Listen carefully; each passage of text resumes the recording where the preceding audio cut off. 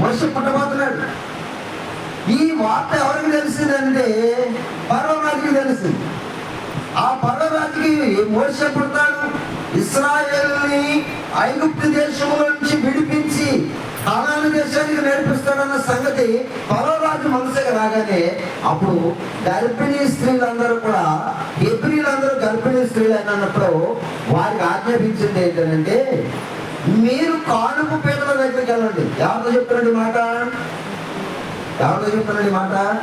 వినడానికి చాలా జాగ్రత్తగా వినాలి. సిప్రా పూయాలతో చెప్తున్నాడు. ఎవరు? ఐగుప్తు రాజైన ఫరో. ఎవరంట? ఐగుప్తు రాజు అయినటువంటి ఫరో. ఎవరితో చెప్తున్నాడు? సిప్రా పూయ అనేటువంటి హెబ్రీ మంత్ర స్వాములు అంటున్నాడు. ఎవరంట? హెబ్రీ మంత్ర స్వాములు. హెబ్రీలకు మాత్రమే పురుడు పోసేవారు వాళ్ళు, ఇంకా వేరే వాళ్ళు కావాలి కూడా పురుడు పోసేవారు కాదు. హెబ్రీ మంత్ర స్వాములు అనేటువంటి వారు ఇద్దరు ఉండేవారు. వాళ్ళ పేర్లే సిప్రా పూయ. అయితే వీళ్ళిద్దరికి రాజాజ్ఞ ఏంటంటే, నీవు హెబ్రీ స్త్రీల దగ్గరికి వెళ్ళు, గర్భిణీ స్త్రీలు అందరి దగ్గరికి వెళ్ళి వాళ్ళ కంటున్నప్పుడు, వాళ్ళ పురుడు పోసుకుంటున్నప్పుడు, పురుడు పోసేది మీరే కాబట్టి మగపిల్లనైతే చంపేయండి, ఆడపిల్లనైతే బ్రతకనివ్వండి. ఇది రాజాజ్ఞ. ఎవరికి ఇచ్చిన ఆజ్ఞ? సిప్రా పూయాలనేటువంటి ఇద్దరు మంత్ర స్వాములకి ఆజ్ఞ ఇచ్చాడు. వీళ్ళు ఐగుప్తు దేశంలో ఉన్నారు. ఐగుప్తు రాజ్యాధికారంలో ఐగుప్తు రాజు ఇచ్చేటువంటి సొమ్మును తీసుకుని బ్రతుకుతున్నవారు. ఇప్పుడు రాజాజ్ఞకు లోబడాలా, దేవుని ఆజ్ఞకు లోబడాలా? చెప్పాలి మీరు. ఈ స్త్రీలు ఎవరి ఆజ్ఞకు లోబడాలి? ఐగుప్తు దేశంలో ఉన్నారు. ఐగుప్తు రాజు ఇచ్చినది తింటున్నారు. ఐగుప్తు రాజు పరిపాలనలో ఉన్నారు. ఐగుప్తు రాజు ఏది చేస్తే అది అనుభవిస్తున్నారు.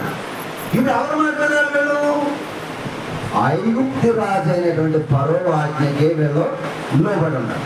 కానీ ఇక్కడ జరిగినది ఏంటంటే, వీళ్ళు రాజాజ్ఞకు లోబడలేదు, కానీ దేవుని ఆజ్ఞకు లోబడ్డారు. వీళ్ళు దేవుని ఆజ్ఞకు లోబడటం వల్ల, రాజాజ్ఞని విసర్జించడం వల్ల వీళ్ళకి జరిగిన మేలేంటో మీకు చూపిస్తాను బైబిల్లో నుంచి. అంటే ఒక దేవుని పనికి మనము సిప్రాపుయాలులాగా సహకరిస్తే మనము కూడా ఎలాంటి మేలులు పొందబోతామో బైబిల్లో నుంచి కొన్ని సంగతులు మీకు చూపిస్తాను. చాలా జాగ్రత్తగా చదువుకున్నాం. నిర్గమకాండము చదవండి. నిర్గమకాండము 1వ అధ్యాయము చూద్దాం బైబిల్లో నుంచి. నిర్గమకాండము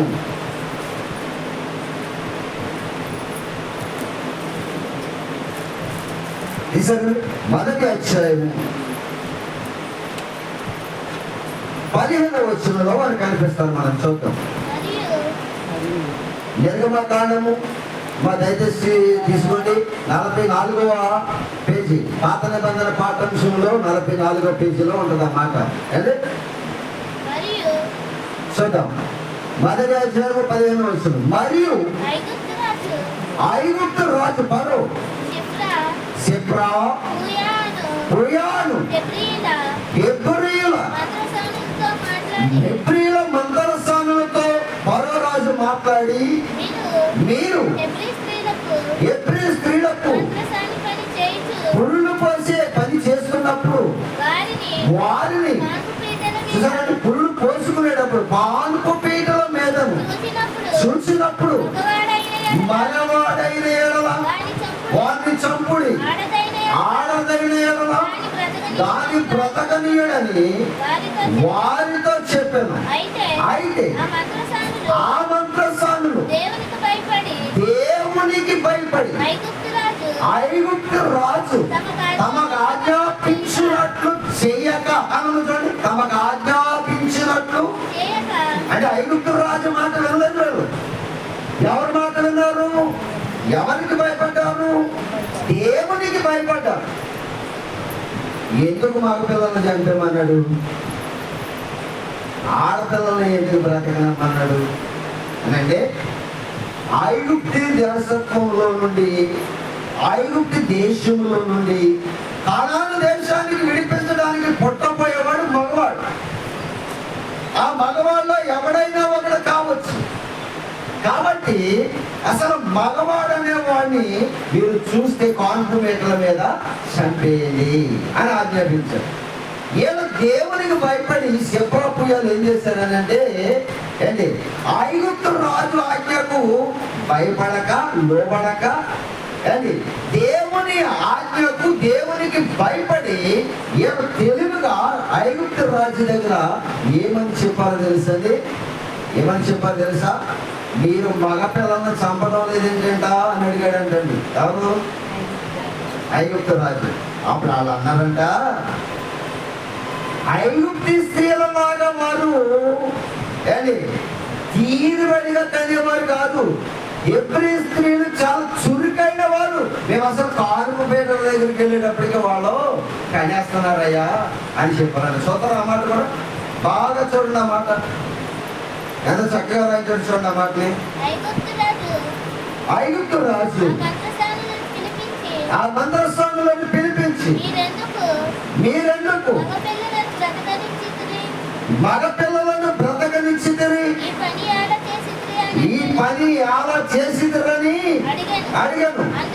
అందుకు ఆ మంత్రస్థానులు హెబ్రీ స్త్రీలు ఐగుప్తు స్త్రీలు వంటి వారు కాదు, వారు చురుకైన వారు, మంత్రసాని.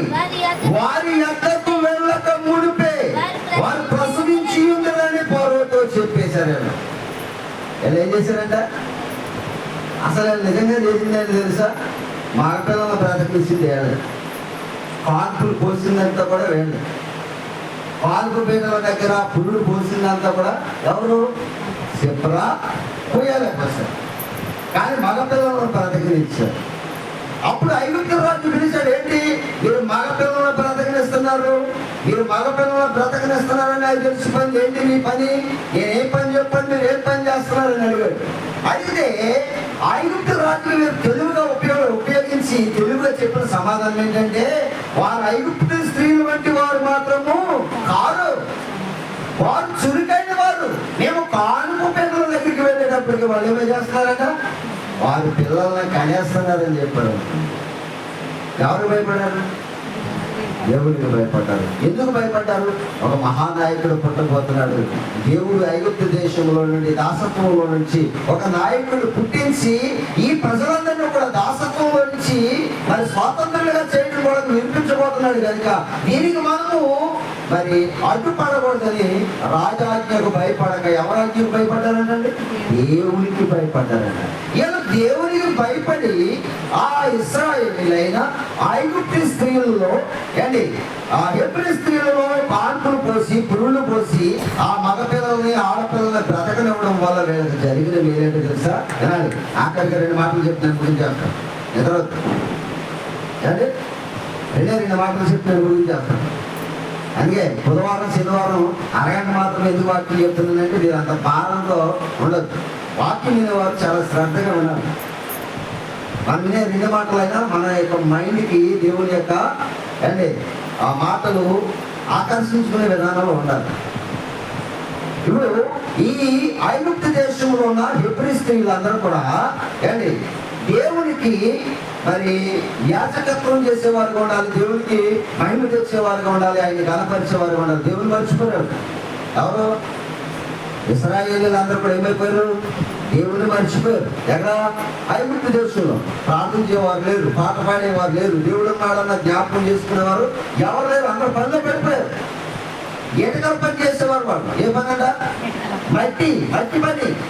మట్టితో ఎటుకలు తీసేవారు, ఇటుకలు తీసి కాల్చేవారు. కాల్చేసి ఎవరికి ఇచ్చేవారు అంటే ఐగుప్తు రాజ్య పరిపాలనలో అదంతా కూడా అన్ని దేశాలకు ఏంటి ఎగుమతి జరుగుతూ ఉండేది. పని అంతా ఎవరిది?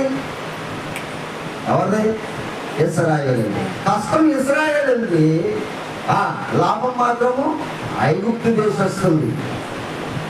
ఈనాడు చాలా మంది చూడండి, కష్టం మంది, ఫలితము వేరే వాళ్ళు. మనం కష్టపడి సమకూర్చి పని చేస్తూ ఉంటాం. రెక్కలు ముక్కలయ్యేంత వరకు మనము అవయవాలన్నీ కూడా నలిగిపోయే వరకు మనం పనిచేస్తాం. కష్టం మంది, ఫలితం మాత్రము వేరొకరు. అలాగే ఇశ్రాయేలు ప్రజలందరూ కూడా ఎన్నో గంటలు నిద్రాహారాలు మానేసి ఆ పని పూర్తవకపోతే వారికి భోజనం పెట్టేవారు కాదు. అది ఎంత సమయమైనా కానివ్వండి, ఆ సమయం అయినంత వరకు కూడా పని పూర్తయ్యేంత వరకు వారికి భోజనం లేదు,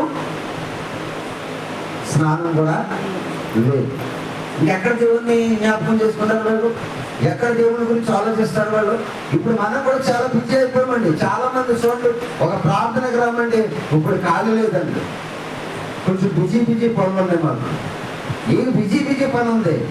ఆయన బిజీ అయ్యాడు అనుకోండి, నిన్ను పట్టించుకోలేదు అనుకోండి, ఇక నువ్వు ఉండవు భూమి మీద.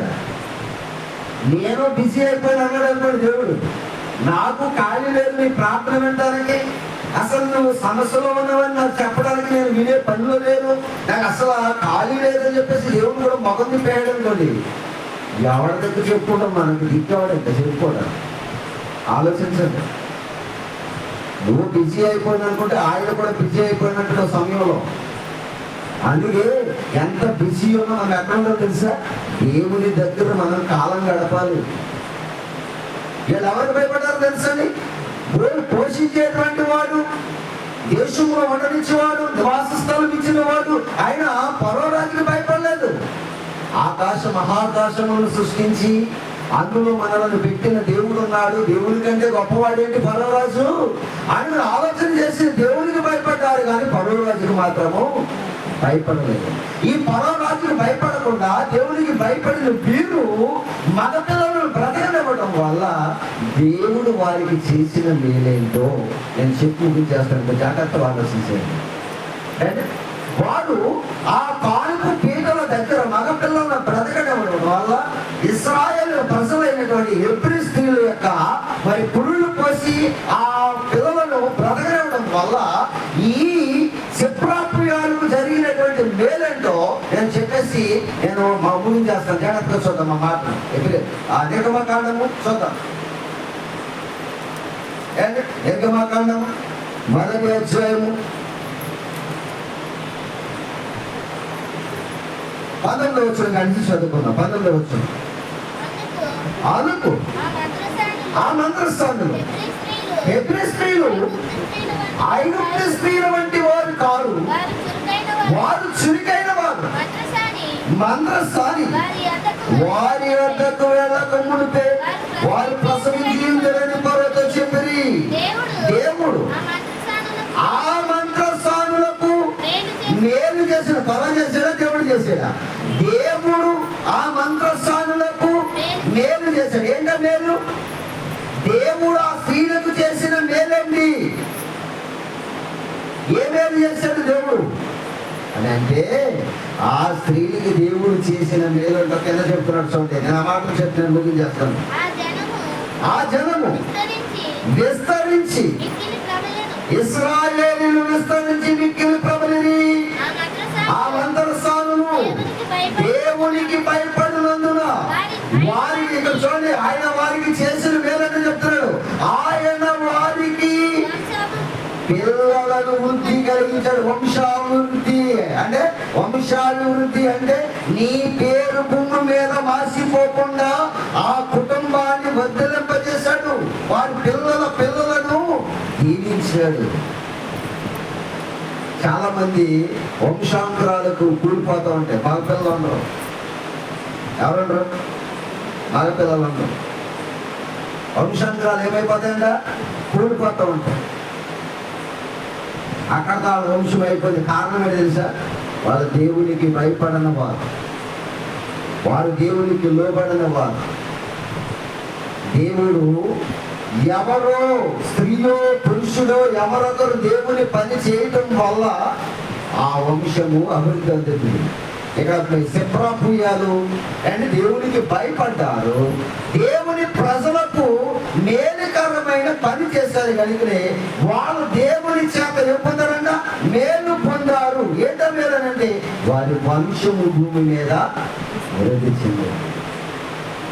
యా నీ కుటుంబమైన నా కుటుంబమైన సెప్రా పూయాలు లాగా మన దేవుడి పని కొరకు ఉపయోగపడితే మన వంశాలను కూడా దేవుడు ఏం చేస్తాడంట? వృద్ధి చేస్తాడు. అదే దేవుడు మనకు చేసే మేలు. ఒక సెప్రా పూయాలకు చేసిన మేలు అని మనకు కూడా చేస్తాడు. ఎప్పుడనంటే సెప్రా పూయాలు లాగా దేవుని పనిలో మనము చేసినప్పుడు. వాళ్ళు ఏం చేశారు? ఏం చేశారు? మోషే నాశనం అవ్వకుండా అంటే ఆ కాలంలో ఏం జరిగిందో తెలుసా? మీకు ఆ మాట చెప్తే నేను ముగిస్తాను, జాగ్రత్తగా. ఆ కాలంలో ఏం జరిగిందో తెలుసా? 3 నెలల మొదలుకుని ఏంటంటే 3 నెలల మొదలుకుని పిల్లలందరినీ కూడా చంపేశారంటండి. మగ పిల్లలు, ఎవరి పిల్లల్ని? మగ పిల్లల్ని చంపేశారు. ఇందులో ఇశ్రాయేలీలైన హెబ్రీ పిల్లలలో హెబ్రీలు కనినటువంటి హెబ్రీ స్త్రీలు కనినటువంటి పిల్లలందరిలో మగ పిల్లవాడిని అందరినీ కూడా ఏం చేశారంట? నరికేశారంట. మోసే పుట్టినప్పుడు ఆ కాలంలో మోసే ఏం చేయబడ్డాడు తెలుసా? దాచబడ్డాడు. ఎందుకంటే నాయకుడు కదా, నాయకుడు పుట్టాడు. మంత్రస్వాములు కాపాడిన ఫరో రాజు కుయుక్తి చేత మగపిల్లలందరినీ ఏం చేశాడట? నాశనం చేయించేశాడు. వీళ్ళ కాపాడిన 10 వేళ్ళ కాపాడు, వీళ్ళ కాపాడిన 10 వేళ్ళే కాపాడింది. వీళ్ళు దేవుని పిల్లలకు మేలు చేశారు, దేవుడు వీళ్ళకే మేలు చేశాడు. ఎందుకంటే వారి వంశం కూలిపోవాలి, కానీ వారి వంశం ఏం జరిగిందంట? అభివృద్ధి పొందింది. ఎవరి వంశం? సెప్రా పూయాలు. దేవునికి భయపడిన వారి వంశం ఏం చేయబడుతుందంట? వర్ధిల్లుతుంది. మీరు చూసారు బైబిల్లో దేవుడు ఎవరిని కూడా అన్యాయం చేసేవాడు మాత్రము కాదు. మీరు దేవునికి లోబడండి, దేవుని పని చేయండి, మిమ్ములను బట్టి మీ వంశం ఏమవుతుందంట? అభివృద్ధి. స్త్రీడైనా పురుషుడైనా ఎవరైనా దేవుని పనిలో ఉంటే వారిని బట్టి దేవుని పనిలో వారి వంశం ఏం చేయబడుతుందంట? అభివృద్ధి. వీరు స్త్రీలు, సెప్రా పూయాలు అనేటువంటి వారు స్త్రీలు, వారు దేవుని పని చేస్తారు. వీరు దేవుని పని చేశారు కనుక వారిని బట్టి వారి వంశం ఏం చేయబడిందంట? అభివృద్ధి. దేవుడు మేలు చేసేవాడు. సెప్రా పూయాలు లాగా మనం కూడా దేవుని పనిలో వాడబడితే సెప్రా పూయాలు లాగా దేవుని చేత మనం కూడా ఏమనుభవిస్తామంట? మేలు అనుభవిస్తామని తెలియజేస్తూ నేను ముగిస్తున్నాను. దేవుడి కొద్ది మాటలు మనం ఇక్కడ ఆశీర్వదించిన గాక. ఆమె ప్రార్థన చేసుకున్నాం. దయచేసి అందరూ కొట్టాలో వచ్చి కంటం తీసుకోండి. ప్రేమ నమ్మకం కలిగిన మా ప్రియ పరలోకపు తండ్రి, ఇప్పటి వరకు సెప్రా పూయాలు అనేటువంటి స్త్రీల గురించి, మీకు భయపడినటువంటి స్థితిని గురించి మేము మాట్లాడుతున్నాం. విన్న మాటల్లో అయినా నీ పిల్లలు భావాన్ని అర్థం చేసుకుని వాక్య ప్రకారంగా బ్రతికే భాగ్యాన్ని దయచండి. ఈ గుడిని ముగించుకుని వారి గృహాలకు వెళ్ళి నెమ్మదిని సమాధానాన్ని అనుగ్రహించండి. ఇది మా ప్రభా దుర్గారాకి మంచి ఆరోగ్యాన్ని దయచండి, జాన్ పీటర్కి మంచి ఆరోగ్యాన్ని దయచండి, సంజయ్ని కూడా మీరు జ్ఞాపకం చేసుకుని మంచి ఆరోగ్యాన్ని దయచేయండి. ఇంకా మా ప్రభా తల్లి మనమ్మ గారికి కూడా మంచి ఆరోగ్యాన్ని దయచేయండి. మా ప్రభు ఇంకా ఎవరైతే బలహీనలు ఉన్నారో వారందరినీ మీరు మొత్తం చేసి స్వస్థపరచండి, ఆరోగ్యాన్ని దయచేయండి. ఇది మా ప్రభు నేను నాకు ఇచ్చినటువంటి పరిచర్లు, నాకు ఇచ్చిన భార్యలు, 2 కుమార్తెలు కూడా మీరు జ్ఞాపకం చేసుకోండి. ఈ సేవకుడైన నన్ను ఇంకా మీ పిల్లలకు మీ మాటలు ఎలా చెప్పవలను జ్ఞానము, తెలివిని, వివేచనను కలిగించి మీ సేవ పరిచర్ల ముందుకు నడిపించమని ఆయన మీ మాటలు నీ పిల్లలందరినీ మీ చేతులకు అప్పగిస్తుందా. వచ్చిన ప్రతి బిడ్డను మీరు పేరు చెప్పిన మీరు పేరు చెప్పిన దీవించి కాపాడమని ప్రార్థన చేస్తున్నాను. ఇదిగో నీరు విషయంలో ప్రార్థన చేస్తున్నాను. ఆయన మ్యారేజ్ సెట్ అవడానికి మీ కృపను అనుగ్రహించండి. అలాగే మా ప్రభా మరి మెట్టలో ఉన్నటువంటి మరి నార్మల్ విషయంలో ప్రార్థన చేస్తున్నాను. బిడ్డ కూడా మంచి ఆరోగ్యం దయచేయమని ప్రార్థించమని కోరాను కనుక బిడ్డకి మరి సెట్ అవుతున్నటువంటి మ్యారేజ్ విషయంలో మీ సహాయాన్ని అందించండి. బిడ్డకు మంచి ఆరోగ్యం దయచేయండి. ఇంకెవరైతే బలహీన ఉన్నారో వారందరి విషయంలో ప్రార్థన చేస్తున్నాను. అందరికీ మీరు పేరు చేసి మహిమలు పొందమని యేసుక్రీస్తు వారి గారి ప్రార్థన మీకు సమర్పించాలి వేడుకుంటున్నాను. మా ప్రియ పరలోకపు కన్న తండ్రి, ఆమేన్. మన తండ్రి దేవుని ప్రేమ, ఆయన కుమారుడు మన రక్షకుడు యేసుక్రీస్తు వారి యొక్క కృప, ఆదరణకర్త పరిశుద్ధాత్మ సహవాసము ఇప్పుడు నిత్యం సదా మనకు సకల పరిశుద్ధులకు ప్రార్థించబడిన అంశంలోనే నెరవేర్చబడకు సదా తోడేంటి నడిపించును గాక. ఆమేన్. అందరికీ హృదయపూర్వకమైన వందనాలు. అలా